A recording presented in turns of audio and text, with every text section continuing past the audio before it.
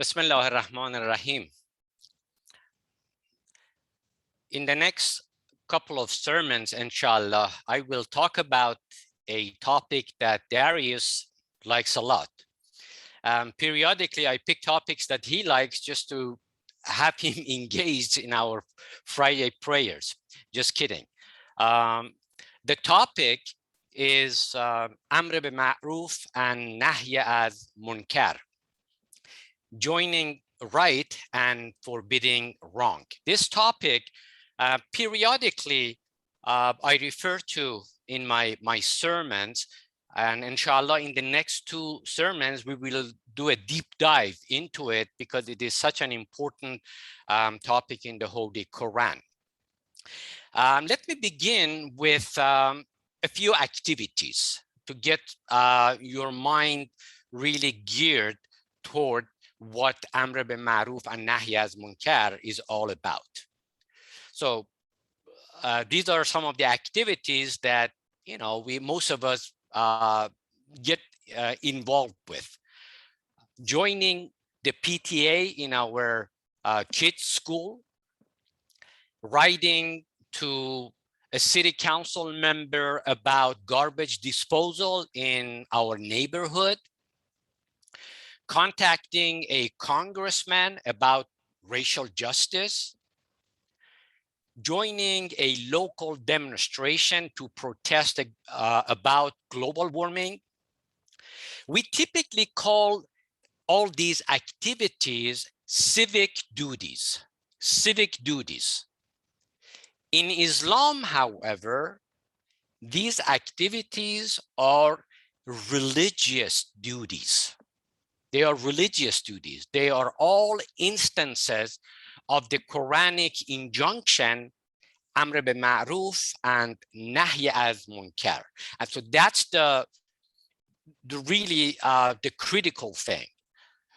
A lot of things that in the West, people call civic duties, in Islam, we call religious duties.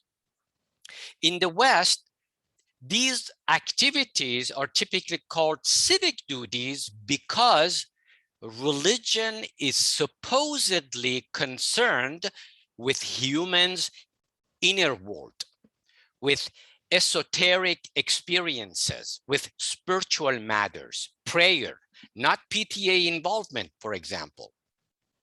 Check out verse 71 in chapter 9 in the Holy Quran. I think this verse really brings out what I'm trying to articulate. والمؤمنون والمؤمنات بعضهم أولياء بعض يأمرون بالمعروف وينهون عن المنكر ويقيمون الصلاة ويؤتون الزكاة. The believing men and believing women are protectors of one another, enjoin right and forbid wrong, perform the daily ritual prayer and give the alms. The verse specified some marks of men and women of faith, protecting one another, daily ritual prayer, salat, almsgiving or zakat, and it throws in another duty, enjoining right and forbidding wrong. Isn't that amazing? Daily prayers, almsgiving, also Amr bil Ma'ruf and Nahy as Munkar. These are all authentic religious acts. Amr bil Ma'ruf and Nahy as Munkar is not a one-off Islamic teaching for social participation in the name of religion. This is part of a much bigger picture.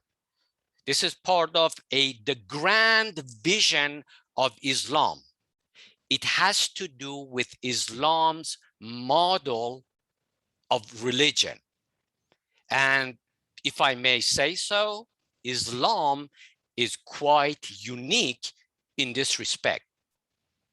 So this is going to be the topic for the discussion today. This grand vision of Islam for human life, a vision that, in my humble opinion, is quite unique among all world religions. And that's why a lot of Western scholars of religion have problems with Islam, because this view, the Islamic view of religion, is sort of alien to them. So today, our task is to look at the big picture in Islam. It's not about a given verse in the Quran. It's just the big picture. The structure of religious thought in Islam. If I succeed in articulating what is up here in my mind, you will have a very good key to unlock the mysteries of the Quran. Inshallah, next time I will do a deep dive into Amr bil Ma'ruf and Nahy az Munkar, enjoining right and forbidding wrong. So let's begin. Most Western scholars of religion have difficulties with Islam. They are even hard-pressed to classify Islam as an authentic religion. Why? Why is it that they have such a hard time with Islam? Because the Quran talks about issues that, in their view, have nothing to do with religion. For example, the Quran talks about war.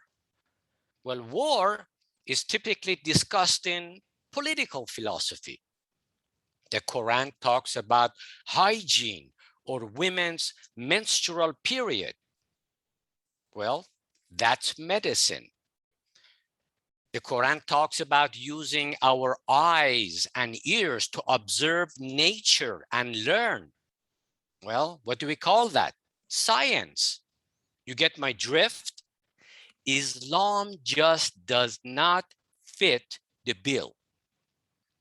Islam adamantly refuses to departmentalize the human and the human life. Islam does not break up the human life into parts and say, okay, this part is the domain of religion, and these parts are the domain of non-religion. Islam views the human as a whole, as a unity. Ooh, that essential Islamic principle again. Unity, oneness, tawheed. See, tawheed is not simply a metaphysical belief, right? It is not. It is a more of a worldview. I think this vision of Islam, tawheed, comes out clearly in the legend of the creation of Adam, the original human prototype. So it's a legend, not an actual story. The legend of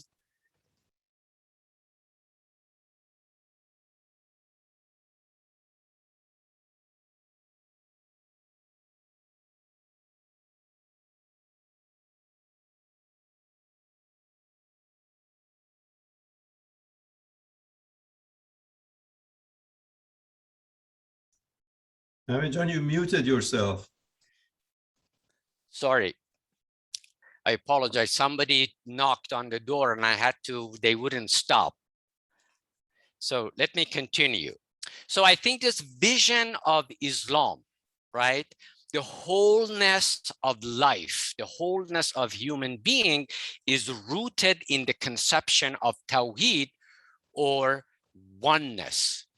Now, this vision comes out clearly in the legend of the creation of Adam, the original human prototype.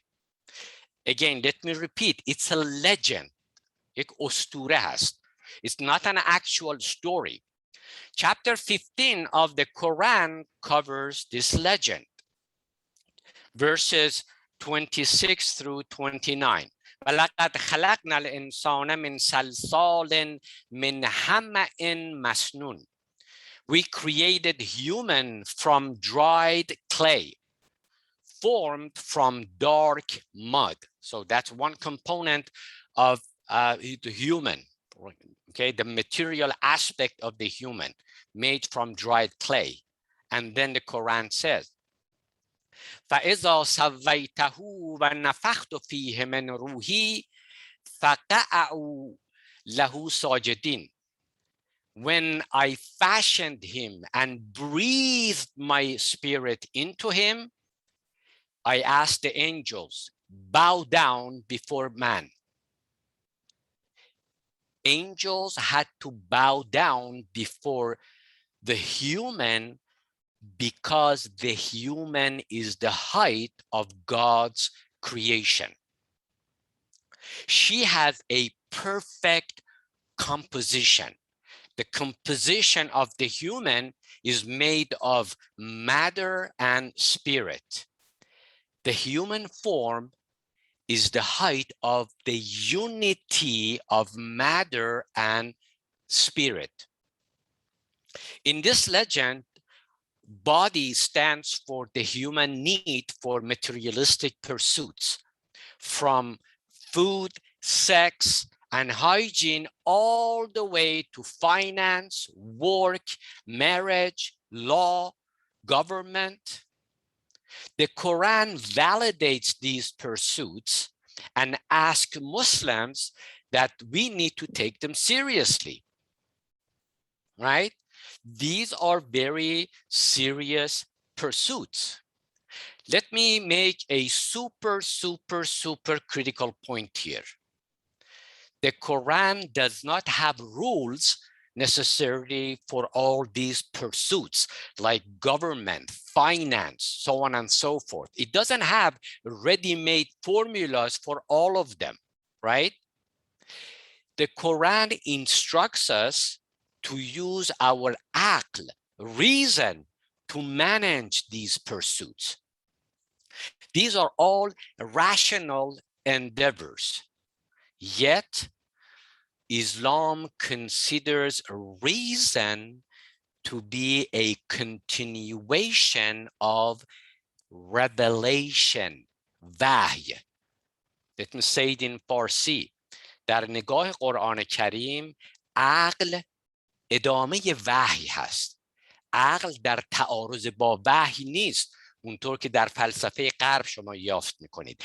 This is super critical. Inshallah, I will dedicate another sermon to this very important topic. Just suffice it to say that according to Islam, human reason, aql, is a continuation of revelation or wahy. So Islam views body and spirit as two dimensions of the same reality. The reality which is called the human being. These two dimensions are not opposed to each other. In fact, human life is complete only and only if it includes both the human physical and spiritual desires. Denial of either the body or the spirit will result in misery.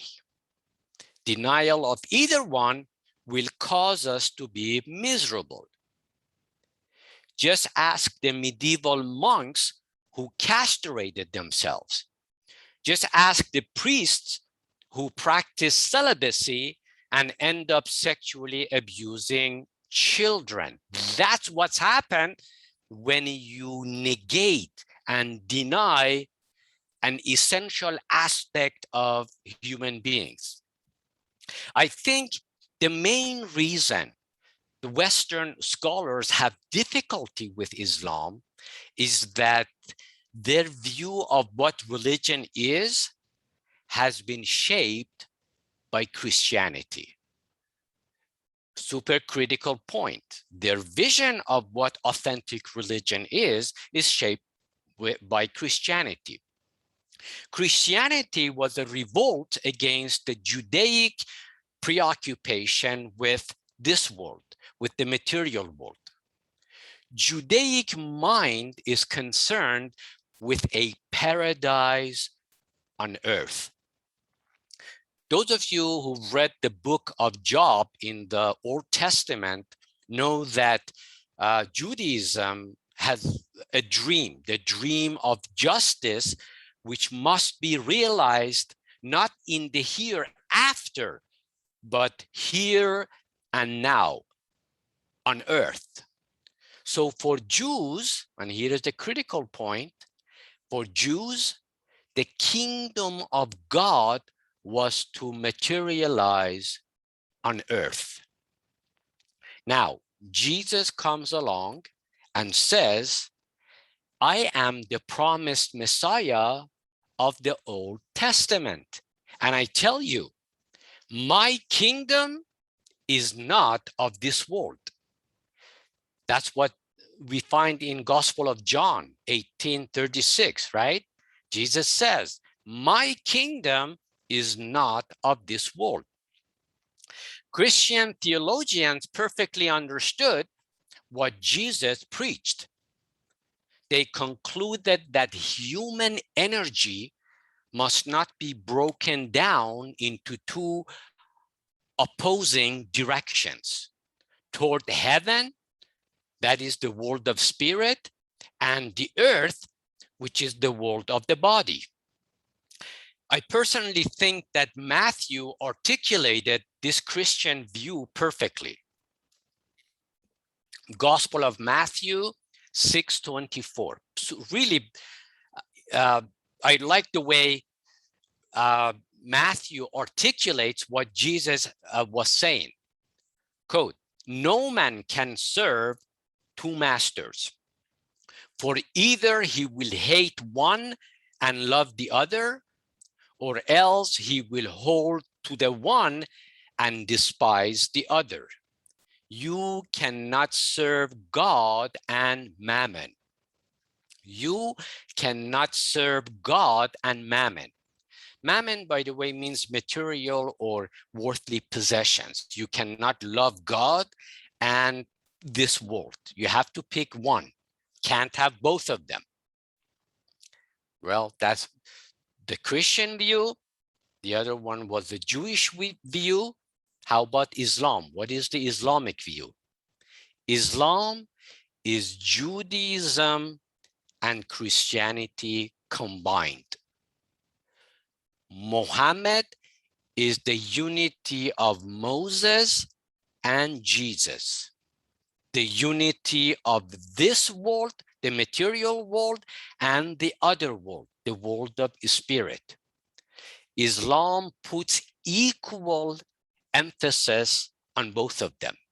And this is really critical. Islam places equal emphasis on this world and the other world, the world of body, the material world, and the so-called spiritual world. And the Prophet Muhammad is the embodiment of this unity. Now I'm going to shift gear. The Prophet Muhammad himself is the embodiment of this unity. His prophetic ministry included both. His own life exemplified the Islamic ideal of the unity, which is the wholesomeness of the human life. That's why the Prophet Muhammad was interested not only in prayer, fasting, supplication, but also in politics, finance, law, and war. Yes, war. That's what civilization requires. Let me make a very important point here. And this is really important for Darius, right? Religion can affect the world only if it becomes worldly. Let me repeat one more time. Religion can affect the world only if it becomes worldly, if it is oriented toward this world. That is, if it becomes involved in politics in the broadest sense of the word. That was the vision of the Prophet Muhammad. We remember a few weeks ago, I mentioned the most important miracle of the Holy Quran is the Prophet Muhammad. There you have it. That's why the Prophet Muhammad is the single most important miracle of the Holy Quran. He was the embodiment of the vision of the Holy Quran. Let me give you a quick overview of the Prophet Muhammad's vision and mission. Again, that is rooted in the principle of unity, Tawheed. As you know, according to the Prophet, according to the Holy Quran and Islam's oral tradition, one night the Prophet Muhammad ascended to the heavens, what we call Mi'raj, ascendance to heaven. That was an inner journey for the Prophet. It happened in his soul. He really didn't get on a rocket and go to the outer space. This experience happened in his soul and his consciousness. Mi'raj was what we call a unitary experience. It's a mouthful, but very critical. Mi'raj was a unitary experience for him. What does that mean? What does the unitary experience mean? Or in Farsi, تجربه توحیدی, تجربه اتحادی. Unitary experience is the climax of spiritual journey. That's when the person totally loses the sense of me or I. All the things that separate me from others suddenly vanishes. All personal distinctions at that moment go away. For example, what are our mark of distinctions, things that separate me from others? Well, things such as family background, ethnicity, race, rank, status, wealth. These are the kind of things that define me or I in the ordinary sense of the term. In Mi'raj, or ascendance to heaven, the veil comes down and the person fully realizes that she is part of an infinite whole. There is no longer a sense of me versus others. One indivisible whole. Now, this is not what you and I perceive in daily life. In daily life, I see myself as an independent being with distinct qualities that separate me from others. I experience myself as an island, so to speak, among billions of other human islands. Isn't that how we see ourselves? One island in a vast sea of humanity among billions of other islands. And there is intense competition among these islands. That's what zoology teaches us, that we are in a struggle for survival, right? Unfortunately, modern materialistic science reinforces this notion that we are in a constant struggle for survival. Now, in some rare moments, you and I may get a glimpse of that unitary state. In some rare moments, we can have a low-grade unitary experience. When? When do we have these kind of unitary experiences? Well, in catastrophic times, in times of deep crises, when calamity happens. For example, when we are under attack, our survival, our community is under an attack that will essentially destroy the community. That's when we feel that our fate is intertwined with the fate of others. We find ourselves to be on the same ship. If the ship sinks, we all perish. That's when we realize firsthand that we are intimately connected with a larger being. We realize that all those signs of distinctions, family, wealth, status, fame, I don't know, the PhD that I have, all those signs of distinctions are absolutely arbitrary. They have no reality, no fact in our being. In ordinary life, this sort of vision has a short life. This kind of experience that we may have, low-grade unitary experience, has a short life. As soon as the ship reaches the shore of safety, we forget all about that real experience of oneness, unity, tawheed.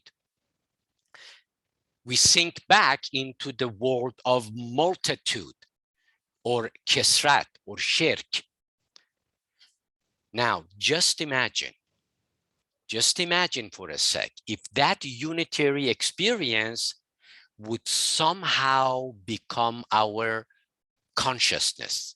فقط برای یه لحظه تصور کنید که اون تجربه اتحادی به صورت آگاهی و وجدان ما در بیاد. If somehow that unitary experience were to stay with us forever, that would be a life-altering event. And brothers and sisters, that's what precisely happened to the Prophet Muhammad. Mi'raj, his ascendance to heavens, left a permanent impression on his psyche, on his soul, and on his consciousness. That defining, monumental, unitary experience stayed with him for the rest of his days. From then on, he saw the world in a completely different light. Now, this unitary experience is the holy grails of spirituality. This is the ultimate wish of a mystic. غایت قصوای یک عارف همین تجربه اتحادی هست. همونی که در عرفان ما اسمش رو تجربه فنا میذاریم. این دقیقاً اتفاقی است که در معراج برای رسول اکرم افتاد.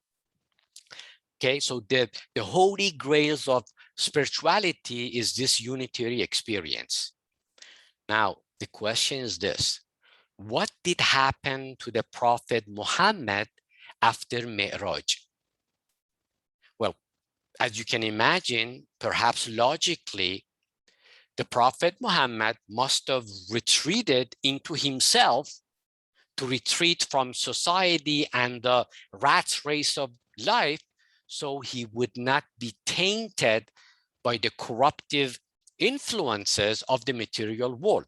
That's what I submit to you, what most mystics would do, what most spiritual folks would do when you have such a life-altering experience. They want to protect it. They go deep inside themselves. They don't want to get out. They don't want to mingle with anybody else.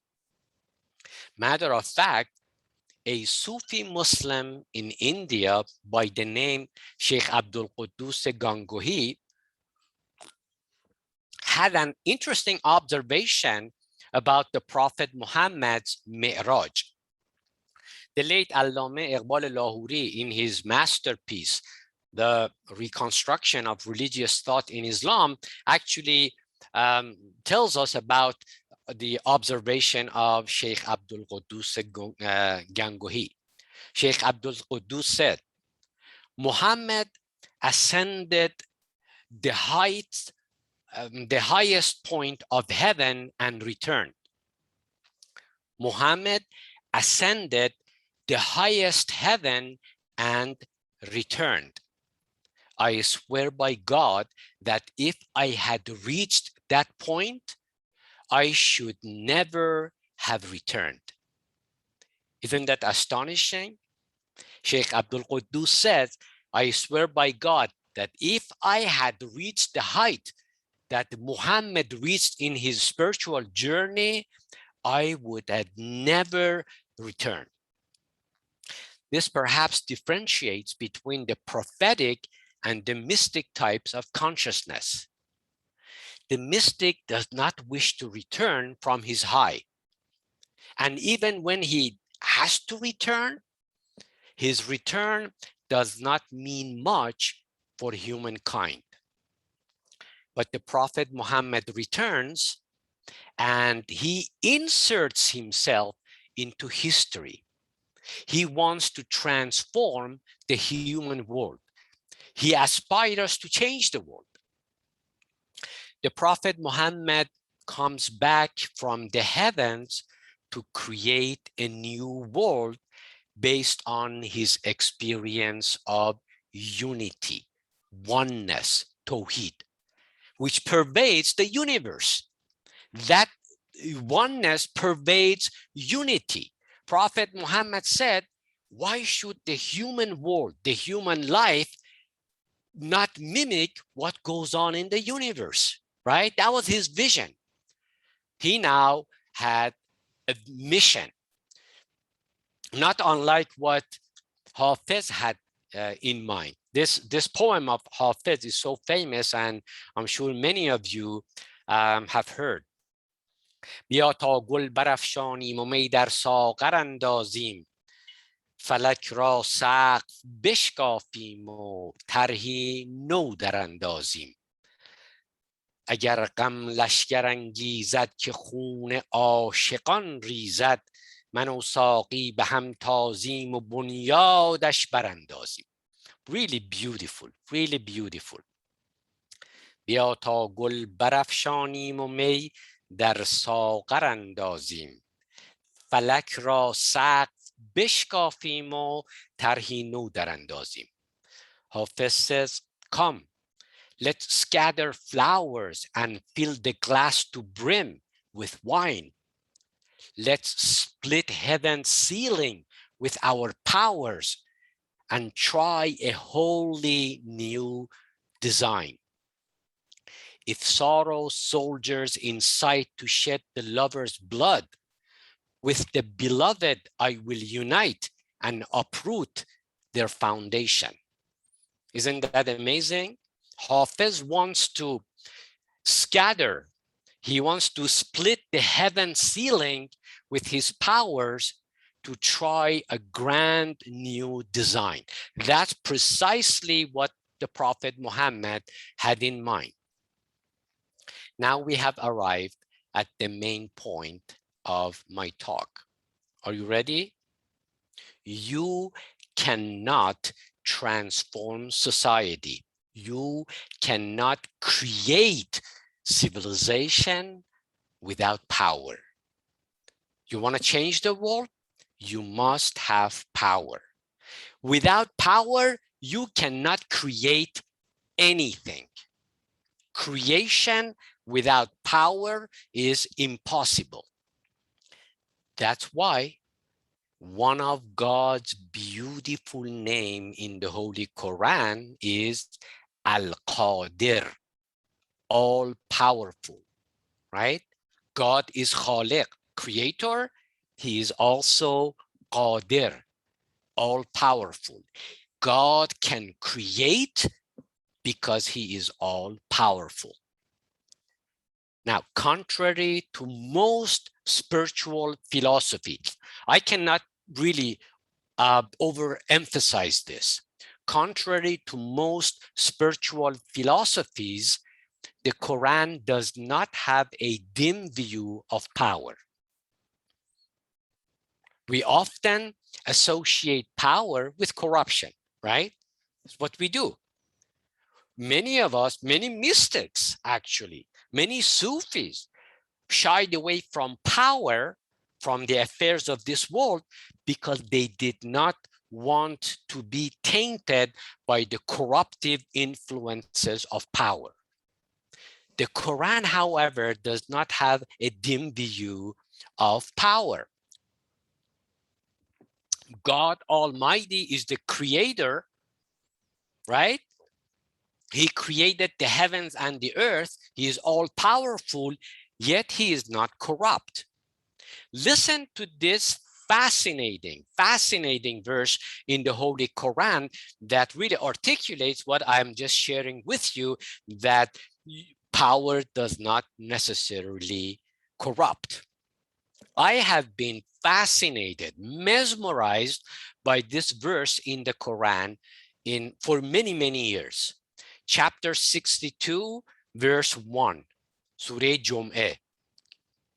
يسبح لله ما في السماوات وما في الأرض. Everything in the heavens and the earth glorifies God. Okay, so who is this Allah whom the entire universe glorifies? The verse continues and describes Allah with 4 absolutely amazing attributes. Al-Malik al-Quddus al-Aziz al-Hakim. Very, very fascinating. Let me, we don't have that much time, give you a quick commentary on this short verse.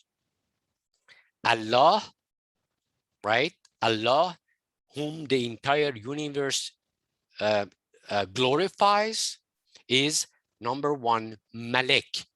Malik literally means king, right? King Faisal, King Abdullah, right? Allah is a king. But what sort of king is Allah? Al-Malik al-Quddus. He is a pure king. Quddus means pure. Allah, the king, is not crooked.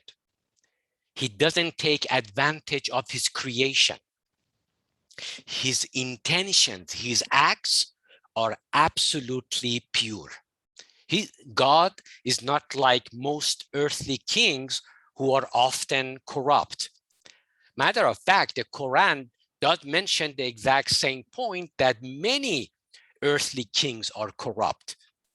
Chapter 27, verse 34. إن الملوك إذا دخلوا قرية أفسدوها. When kings enter a town, they corrupt it. But God does not corrupt. God does not get corrupted because he is pure. Al-Malik al-Quddus. God is not abusive. He does not exploit his creation for personal gain. Now, in addition to being pure, God is also Aziz, mighty. Al-Malik al-Quddus al-Aziz. Let me say something in Farsi. خیلی آدم‌های خوشقلب، خوشباطن، خوش نیت هستن که اینها بی عرضه هستن. یعنی هیچ قادر به انجام هیچ کار مفیدی نیستن. دلشون پاکه، ولی این پاکی دل در بیرون ریزش نمیکنه، بیرون رو تغییر نمیده. But Allah, according to this verse, in addition to being pure, he's also Aziz, mighty. God has infinite power to see his design through. Now, Power without purity becomes oppressive, right? Power without purity becomes oppressive. But purity without power is lame. You can't do anything with that purity. That's the predicament of good people in this world. People who have a pure heart, but no power to recreate this world on their own image of goodness. So in frustration, they have to watch the evil to control the world.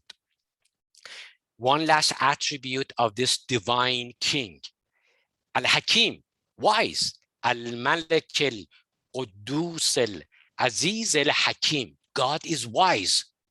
Without wisdom, power will destroy. Now, in a nutshell, power will be creative, not destructive.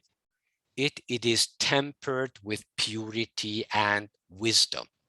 Let me repeat one more time. Power will not destroy. Power will be creative if it is tempered with purity and wisdom. That's what the Prophet Muhammad's vision for involvement in politics was all about. After his enlightenment and spiritual awakening, the Prophet Muhammad did not retreat from this world as Christian, Buddhist, and Hindu monks would typically do. The fancy word for such isolation is called monasticism or ruhbaniyat. Monasticism is a way of life in which the person renounces worldly pursuits. He devotes himself to spiritual work, to prayer, just to save himself, which in my opinion is another form of egotism, selfishness, right? Just to care about yourself, to save yourself. The Quran criticizes this practice among the Christians. Chapter 57, verse 27. وَقَفَّيْنَا بِعِيسَى ابْنِ مَرْيَمَ وَآتَيْنَاهُ الْإِنْجِيلَ وَجَعَلْنَا فِي قُلُوبِ الَّذِينَ اتَّبَعُوهُ رَأْفَةً وَرَحْمَةً وَرَهْبَانِيَّةً ابْتَدَعُوهَا مَا كَتَبْنَاهَا عَلَيْهِمْ. We sent Jesus, son of Mary, and we gave him the gospel and placed kindness and mercy in the hearts of his followers. But monasticism, ruhbaniyat, was something they invented. We did not ordain it for them. In other words, the Quran says, we didn't ask the Christian to go and lock themselves up in a cave to save themselves from the blemishes of worldly life. We didn't say that. The Prophet Muhammad was equally blunt. La ruhbaniyata fil Islam. There is no monasticism in Islam. This is the end of my first sermon. Bismillah ar-Rahman ar-Rahim. So let me summarize the main points of my sermon today about the big picture of Islam. I covered a lot of grounds and hopefully you got the big picture of Islam, right? So here are the main points of my sermon. This is what I would like for you to take with you. Number one, Islam is life. Islam is life. Its primary interest is human life. And human life is complex. Human life is multifaceted, multidimensional. It has countless moving parts and requirements.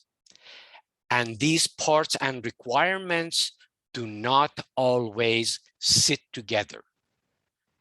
The Quran essentially reflects the complex web of human life with all its inherent contradictions. The second point, Islam does not see reality or existence in terms of duality or dualism. ثنویت. درست؟ اسلام نگاهش به واقعیت و وجود دوگانه نیست، بر پایه ثنویت نیست. Islam does not see reality or existence in terms of duality. For example, body versus spirit, temporal versus spiritual, religious versus secular, this world versus the other world. This kind of duality and dualism has no place in Islam. Islam invites us to see and experience human life through the lens of unity, not duality. And thirdly, Islam despises division and disunity. Islam absolutely hates division and disunity. Division flies in the face of the vision of the Quran. In the eye of the Quran, whatever divides humanity is sheer evil. The Quran demands that Muslims work to bring down racial, ethnic, class, or even religious boundaries which separate humanity. That's why justice is such a sacred principle in Islam. Justice secures social harmony. Where there is social justice, there will be social harmony. There will be social unity. امر به معروف and نهی از منکر, enjoining good and forbidding evil, is simply a mechanism to advance social justice.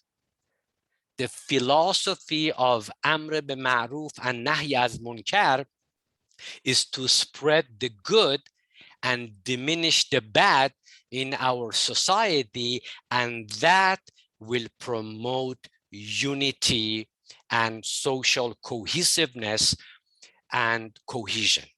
Inshallah, we will visit this subject in my next sermon. Wassalamu alaikum wa rahmatullahi wa barakatuh. Salat al-Jum'ah.